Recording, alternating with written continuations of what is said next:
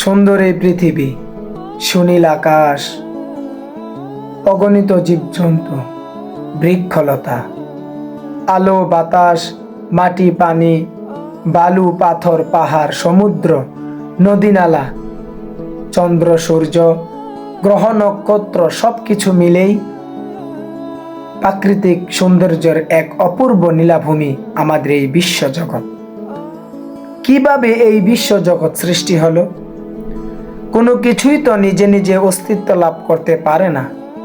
এই বিশাল বিশ্বজগৎ সৃষ্টির পেছনেও নিঃসন্দেহে এক মহাশক্তিশালীর স্রষ্টা রয়েছেন, যার কুদরত ছাড়া মহাবিশ্ব এবং এর বৈচিত্র্যময় সৃষ্টি কিছুই অস্তিত্ব লাভ করতে পারত না। পৃথিবীতে দৃশ্যমান ও অদৃশ্য যা কিছু আছে সব কিছুরই স্রষ্টা হচ্ছেন মহান রব্বুল আলামিন। এই মহাবিশ্ব সৃষ্টি ও পরিচালনায় তার কোনো সাহায্যকারী বা সমকক্ষ ছিলেন না।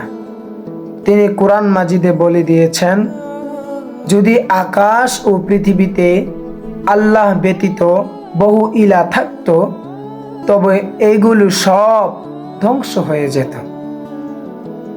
সূরা আম্বিয়া আয়াত নম্বর 22।